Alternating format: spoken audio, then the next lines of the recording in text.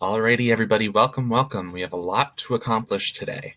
So, what we are going to be doing is we are going to be studying the British Empire from 1215. Then we're going to jump to 1485 and look at the trends, power disputes, changes, everything like that for a span of about 200 years. So, yes, this is a lot, but this is going to be easy and concise, and you'll have this video to watch if you get confused. Remember to be thinking about what comments and questions you'd like to make, and here we go.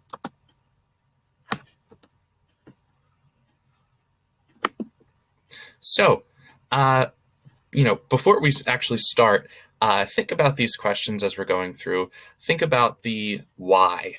Why are we doing this? To show the political impacts of the Protestant Reformation. So, of course, we are centering everything we're doing on the Protestant Reformation. We want to show the oppression that is from both sides. In other words, when Protestants are in power, they're oppressing. When Catholics are in power, they're oppressing the other side. I'd also like you to look at the gradual shift away from absolutism to constitutional monarchies. We will look more at that once we get to the Enlightenment. And finally, I'd like to show you the link between religiosity and politics.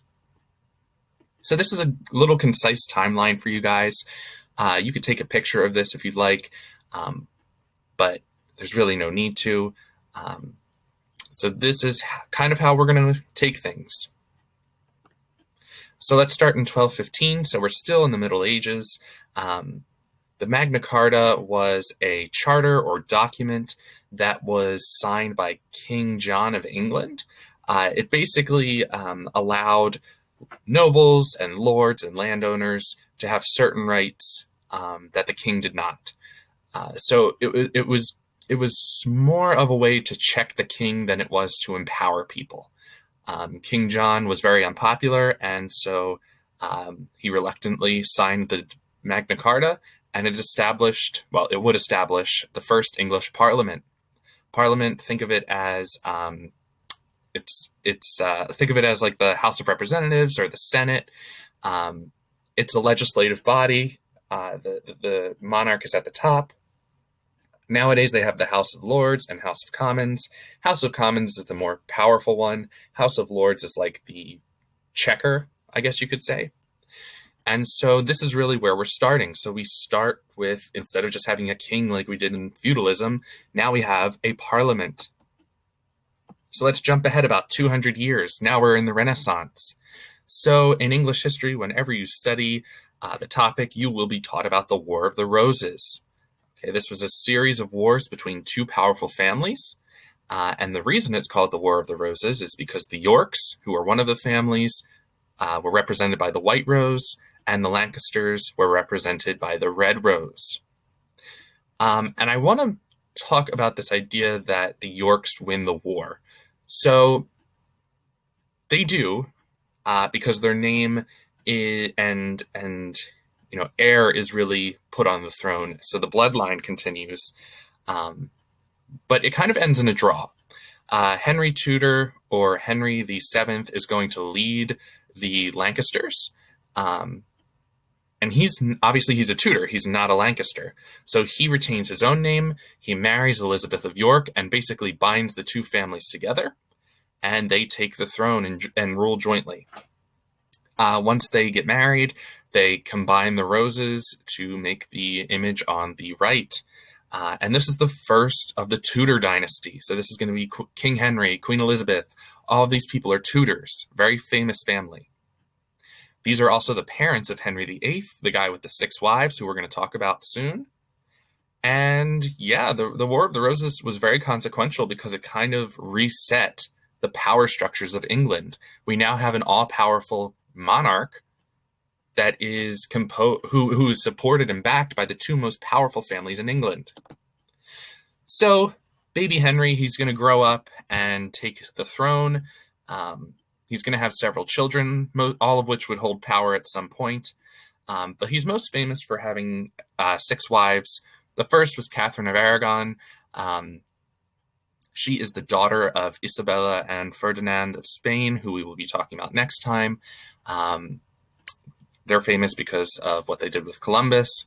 And it's through this marriage that England and Spain are made more powerful. Okay, because you have two powerhouses gaining strength against France. Remember, France is always the enemy of England, and vice versa. So King Henry starts to, start an affair with Anne Boleyn, and so he wants to divorce Catherine of Aragon. We'll talk about this in the next slide. Basically, the Pope says no. He flips out. He starts his own church, breaks from the church of the Roman Catholic Church, rather, and divorces Catherine. He's going to get with his mistress, Anne Boleyn, and things are not going to go well. He really wants a male heir, and Catherine could not give him one. Anne Boleyn will not give him one. And so he's going to be frustrated, and he's going to grow tired of Anne, and he's going to have her executed. He's going to have 4 more wives and have 1 more kid with one of them. He's going to try with several of the wives to have more children, but only one will survive. Not a great person, but he was a very lavish king. His story is extremely interesting. If you ever want to talk about it or get a new insight on it, I'm more than willing to talk to you about it. I think he's very interesting, and I've been to his palace several times in London. It's brilliant. And so, let us talk about the church, right? The good old church. Henry VIII starts an affair with Anne Boleyn while he's married to Catherine. He says to Pope Clement VII, "Hey, I don't want to be married to Catherine anymore. Let me have a divorce so that I can get with Anne Boleyn." He asks for the annulment. Technically, this is not a divorce. An annulment declares a marriage to have no legal existence. It's an invalid marriage, and therefore it's like it never happened. Obviously, it happened. He married Catherine.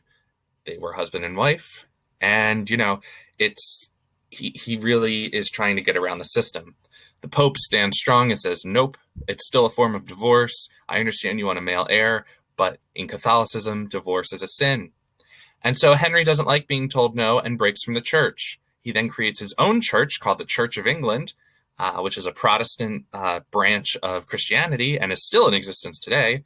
And coincidentally, Henry is going to be the head of this church. He's going to be like the Pope. And Henry's going to eventually have a son with his third wife, Edward VI, who will rule for about 7 or 8 years and will die as a child. So after Edward dies, we are going to get to Mary I. That is Catherine's daughter. She's extremely religious. She is very Catholic. So much so that she got into several arguments with King Henry VIII, and he would end up exiling her. She was not happy about that. So when Henry and Edward eventually die, she takes the crown. But she's going to hate the Church of England. She's going to go against the Church of England. She wants Catholicism to be the most prevalent religion in England. They need to revert back, she says. And so, naturally, most of England is going to resist. We have an entire religion just for our country. Who would want to go against that, they say. Mary says, no, Catholicism is the right way to go. And to prove this, what she's going to do is going to execute over 300 people to prove her point. She's going to be known as Bloody Mary, and she is going to marry Philip of Spain. She will imprison her sister, Elizabeth I, and she's really not going to do much, besides really switch control back to the Catholics. Although she will be dying of cervical cancer or influenza very quickly. So it's not going to be good for England, because we started we started Catholic, switched to Protestant, stayed with Protestant with Edward and Henry, switched to Catholicism, and now we are going to, with Elizabeth, switch back to Protestantism. Elizabeth is going to be I would argue she is the greatest monarch of all time. She is going to substantially change England forever. She is going to grow the empire. It is going to be a world power under Elizabeth. She's known as the Virgin Queen because she's never had kids, and she was never married. She worked well with Parliament. She was very Protestant, very devout. She was the head of church, the Church of England, and popes hated her. In fact, they said, there's one that said, if she were to be assassinated, he would be okay with it. And so England perseveres. Elizabeth is a steady ruler. She's a strong absolutist ruler. She pushes for exploration. She defeats the Spanish Armada. She defeats and executes Mary, the Queen of Scots, who is her cousin. She is brilliant. She is brilliant and a very interesting character to watch. So, of course, eventually, she's going to die. So we're going to have, sort of a switch to a Catholic, a monarch who is more sympathetic with the Catholics. James I is the son of Mary, Queen of Scots, Elizabeth's cousin, and because Elizabeth never had a kid, James is going to take over. He's going to unify England and Scotland because Mary, Queen of Scots, obviously Queen of Scots. He's going to take the throne of England, so he's going to unify them. Under him, the Puritans are going to gain strength, and we will see the first settlements in North America. Then we get to Charles I. Okay, so officially, we are all kind of pushing for Protestantism under James, but James is really very sympathetic to Catholicism and Catholics because his mother was. Charles I, going to be a terrible king. He dismisses Parliament, dissolves Parliament. He's going to, start a mass persecution of Puritans, and he's really going to just be horrible. So Parliament's going to raise its own army against him, and we will have the beginnings of the English Civil War. Charles is ultimately defeated and executed. So now we get to a weird period. It's a little under 10 years, but it is still substantial because for 10 years there will be no king or queen. Oliver Cromwell will lead the parliamentary army, so the armies that the Parliament created, against Charles's forces. Once Cromwell wins the war, he's going to execute Charles, okay, and he's going to declare no more monarchy. Right? He's going to say no more kings or queens, and he's going to name himself Lord Protector, in other words, a dictator. He shuts down things that are fun because he's a very, very, very devout Puritan, and under him, we're going to see the biggest shift or push towards democracy because he really legitimizes the power of the Parliament. Eventually, of course, he's going to die. He's another fascinating figure. He's going to die. His son's going to take over. His son's going to be weak, and things are going to fall apart quickly. So again, we have Catholic to Protestant to Catholic to Protestant to sticking with Protestant, but still kind of Catholic, going now to Puritanism, and we are about to jump back into Protestantism. And so Charles II, who had fled to France after Charles I was executed, was welcomed back to England and made the monarch after Cromwell dies. And so now we're going to have another monarch. He is going to, he's going to try to work with the Parliament, but since Cromwell and the English Revolution/Civil War, there's going to be a lot of fiscal conflicts and fiscal issues that the British are going to face. And so while Charles II wants to work with Parliament, it's going to immediately backfire because the things he wants to spend money on, they're going to say no, and they're going to say, we're not paying for that. We can't pay for it. So he's going to get angry and go around them.